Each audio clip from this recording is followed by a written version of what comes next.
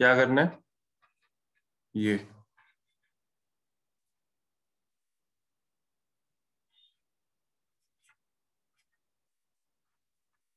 बड़ी अच्छी चीज है। ये काम करता है इक्विलिब्रियम पे, ठीक है। कैसे? इक्विलिब्रियम पे अगर रिएक्शन है, फॉर एग्जांपल हमारे पास कोई रिएक्शन है और वो इक्विलिब्रियम पे है, ठीक है, तो अगर मैं इक्विलिब्रियम को डिस्टर्ब करूंगा तो ली चार्ट के प्रिंसिपल के अकॉर्डिंग वो चीज हम काउंटर करेंगे, ठीक है। अगर मैं कंसंट्रेशन बढ़ा रहा हूँ तो कंसंट्रेशन कम करनी पड़ेगी, अगर मैं टेम्परेचर बढ़ा रहा हूँ तो उसको मेरे को खत्म करना पड़ेगा, हीट को, ठीक है। तो ऐसे फर्स्ट पॉइंट क्यों होता है, उसके पीछे रीजन आप लोग बताओगे। कंसंट्रेशन, अगर मैं रिएक्टेंट की कंसंट्रेशन बढ़ाता हूँ तो रिएक्शन फॉरवर्ड जाती है, और अगर मैं प्रोडक्ट की कंसंट्रेशन बढ़ाता हूँ तो रिएक्शन बैकवर्ड जाती है।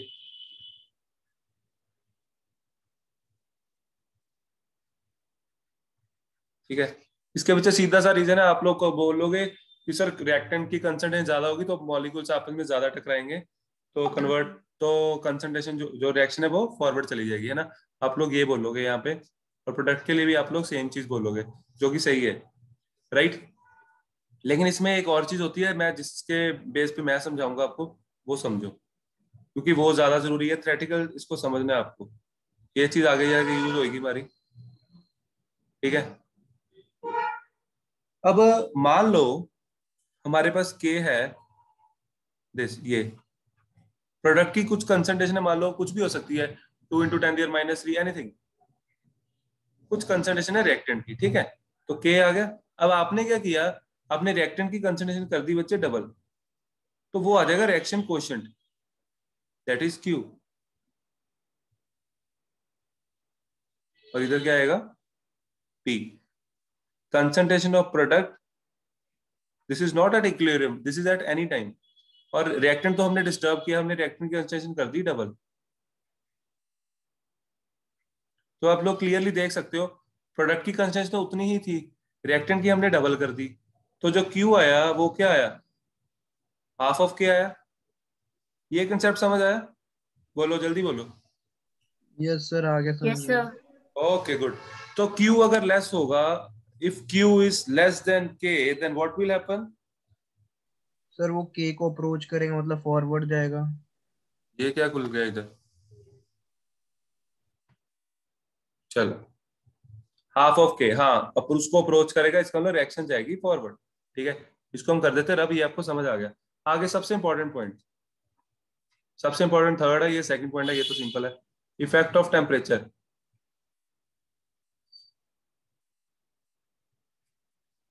फॉर एग्जाम्पल ये रिएक्शन है,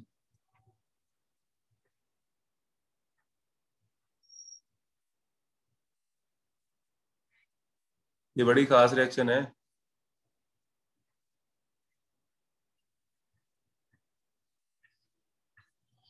ठीक है। मैं आपको वैसे जो नॉलेज के लिए बता देता हूँ, इसमें iron as a catalyst use होता है, मोलिब्डेनम एज अ प्रमोटर, ठीक है। 700 पे रिएक्शन होती है ये, और 200 एटमॉस्फेयर पे, और इसमें हमेशा एंथैल्पी ऑफ रिएक्शन होती है। एंथैल्पी ऑफ रिएक्शन लिख रहा हूँ, ठीक है, दैट इज -92.2। आपको इसमें से कुछ भी याद नहीं करना, जस्ट वैसे ही बताता हूँ, ठीक है। चलो, इसके बेस पे क्वेश्चन आ जाता है। अब देखो ये रिएक्शन क्लियर है कि ये एक्सोथर्मिक है। इसमें अगर मैं टेम्परेचर बढ़ाऊंगा, if I increase the temperature, then what will happen? Yes,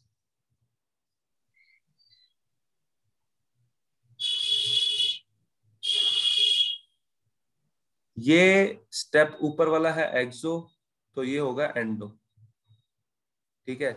एक एक्सो होता है, एक एंडो होता है। तो टेम्परेचर अगर दिया मतलब हीट दी, तो अगर रिएक्शन फॉरवर्ड जाती तो हीट मेरी और प्रोड्यूस होती, मेरे को प्रोड्यूस नहीं करनी, मेरे को कंज्यूम करनी है, तो रिएक्शन जाएगी backward. Reaction will proceed in the backward direction. समझ आया? चले आगे, बोलो बच्चे यस जल्दी। Sir. Okay good, yes sir. Very good. आगे third, this point is important, effect of pressure. ये बहुत इंपॉर्टेंट पॉइंट है।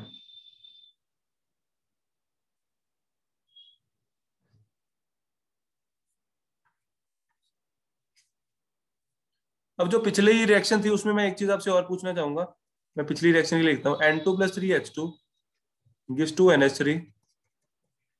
ये रिएक्शन एक्सोथर्मिक है और मैंने आपको कहा इसका टेम्परेचर होता है 700, ठीक है। अगर हम 750 टेम्परेचर करते हैं यानी कि टेम्परेचर बढ़ाते हैं तो रिएक्शन आ जाएगी बैकवर्ड। अगर मैं टेम्परेचर कम करूंगा तो क्या होगा, कोई बताएगा? 650 कर दूं तो? सर फॉरवर्ड चली जाएगी रिएक्शन। अच्छा, ये ना क्वेश्चन आया हुआ है, तो इसमें पता क्या है, अगर मैं टेम्परेचर कम करता हूँ रिएक्शन ही वहां नहीं पे होगी। उसने रिएक्शन है, बोलो। रिएक्शन होनी ही नहीं। हाँ, रिएक्शन होएगी नहीं, क्योंकि उसने यहाँ पे बताया हुआ this is optimum temperature for this reaction. इस रिएक्शन को करवाने के लिए इतनी एनर्जी देनी ही पड़ेगी, तो इतना कम टेम्परेचर करोगे रिएक्शन नहीं होगी, ठीक है। ऐसे तो मैं 0 केल्विन पे ले जाऊंगा, है ना। नो, ऐसे नहीं करते हो तो। आगे देखो, इफेक्ट ऑफ प्रेशर।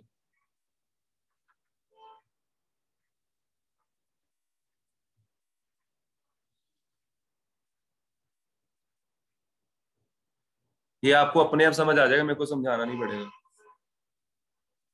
देखो, क्योंकि हमने पहले एक बार मैंने डिस्कस कर लिए, N2 gas 3H2 gas gives 2NH3 gas, right. इसके लिए K क्या आएगा? K will be equals to NH3 square N2 3H2, right. आपने क्या किया, आपने प्रेशर कर दिया डबल और फिर आप इस तरफ आ गए। प्रेशर डबल करने के बाद जब प्रेशर डबल करेंगे कंसंट्रेशन पे क्या इफेक्ट होगा? हाँ जी, what will be the effect on concentration on doubling the pressure? Concentration will become, बोलो, सर कंसंट्रेशन पे डबल हो क्या फर्क जाएगी। पड़ेगा? हाँ जी, सर बढ़ जाएगी कंसंट्रेशन। डबल हो जाएगी, डबल। क्योंकि हमने प्रेशर डबल किया, प्रेशर डबल करने से वॉल्यूम हाफ हो जाता है, तो कंसंट्रेशन क्या होती है? Moles by volume. Volume half हो गया, कंसंट्रेशन डबल होगी, ठीक है। बात समझ आई? Yes sir. तो Q क्या आ जाएगा? NH3 की कंसंट्रेशन भी डबल हो जाएगी, ठीक है। तो 2 से मल्टीप्लाई हो जाएगी कंसंट्रेशन सबकी, 2NH3 स्क्वायर, नीचे क्या आया? N2 आया, N2 का भी 2, और क्या आया? H2 आया, इसके आगे भी 2। तो यहाँ से आपने 2 बाहर निकाल लेने, ऊपर से 4 बाहर आया और इधर से 16 बाहर आया, है ना। 2 की पावर 3 एंड 2, और अंदर बचा भी है NH3 N2 H2 का क्यूब, ठीक है। तो ये बच गया है, what is this? This is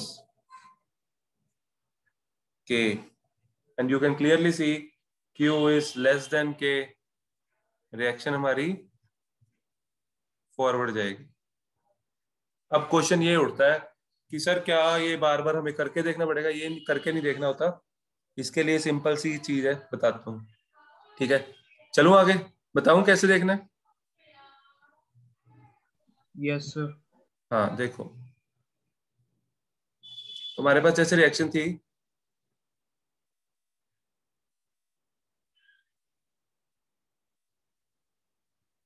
N2 gas plus 3H2 gas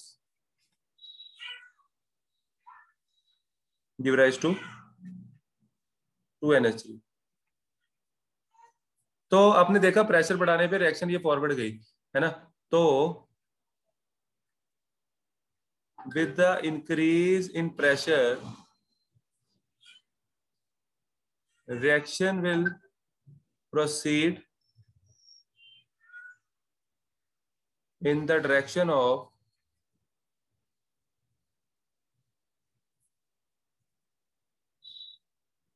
lesser number of gaseous moles। जिधर गैस के मोल्स कम होंगे रिएक्शन उधर जाती है। बात समझ आई? ये भी याद करने वाली चीज नहीं है, इसके पीछे भी रीजन है। बताओ, या आ गया समझ वो रीजन?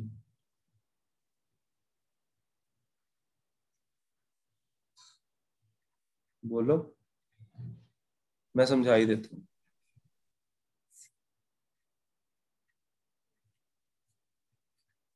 रीजन के पीछे रीजन होता है, पता है ना? देखो, देखो डायलॉग मारा मैंने।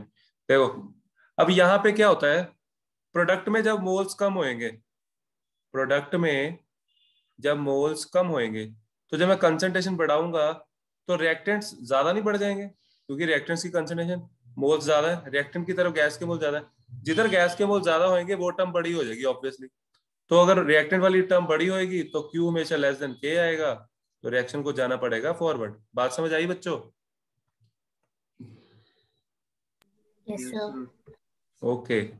आगे डिक्रीज इन प्रेशर का इफेक्ट उल्टा होता वो मैं नहीं करा रहा। आगे इफेक्ट ऑफ वॉल्यूम वो भी आपको समझ आ गया, क्योंकि आपने इफेक्ट ऑफ प्रेशर समझ लिया, बिल्कुल सेम ऑपोजिट हो जाएगा। ठीक है, now fifth, this point is important. Effect of catalyst, no effect. Catalyst कुछ नहीं करता, कैटलिस्ट सिर्फ रेट ऑफ रिएक्शन को फास्ट करते हैं, कैटलिस्ट का कोई काम नहीं है यहाँ पे। Sixth, this is important, effect of inert gas. ध्यान से समझना, इसके ना फर्दर दो केस होते हैं। पहला, कांस्टेंट वॉल्यूम पे। देखो, मेरे पास एक बीकर है, उसका वॉल्यूम है V, मैंने उसमें कोई इनर्ट गैस ऐड कर दी, ठीक है, एटमॉस्फेयर देने के लिए इनर्ट गैस ऐड कर दी, तो वॉल्यूम तो सेम रहेगा, तो कंसंट्रेशन सेम रहेगी। तो अगर कंसंट्रेशन सेम रहेगी तो कोई इफेक्ट नहीं होगा, तो पहले केस में आएगा नो इफेक्ट। बात समझ आई बच्चों? जल्दी बोलो। Yes yes sir. Sir. Okay good. Sir but पहले केस में सर प्रेशर इंक्रीज होगा हमारा। हाँ हाँ, प्रेशर अंदर बढ़ जाएगा, लेकिन वो पार्शियल प्रेशर तो उतना ही रहेगा ना, उस गैस का, उस गैस का पर्टिकुलर प्रेशर तो उतना ही होगा, रिएक्टेंट एंड हाँ प्रोडक्ट का। जी। हाँ, इनर्ट गैस का अपना प्रेशर आ जाएगा, वो बढ़ जाएगा प्रेशर टोटल, तो उससे रेट ऑफ रिएक्शन पे फर्क नहीं पड़ेगा। अब दूसरा case, at constant pressure.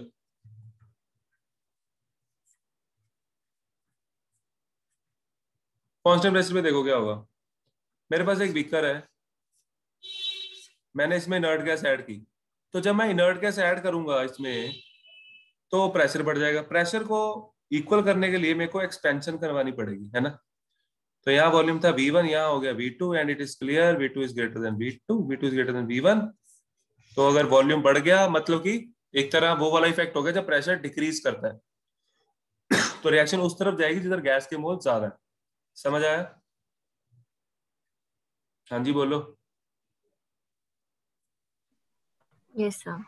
Okay बच्चे, यहाँ पे आपका केमिकल इक्विलिब्रियम थ्योरी खत्म। इसकी न्यूमेरिकल्स में भेज देता हूँ इसके, ठीक है, वो आप लोग ट्राई करो, और इसके क्वेश्चंस मैं कल भी करवाऊंगा आपको, फिर हम आइनिंग करेंगे बाद में, right? Okay students, okay bye, good night.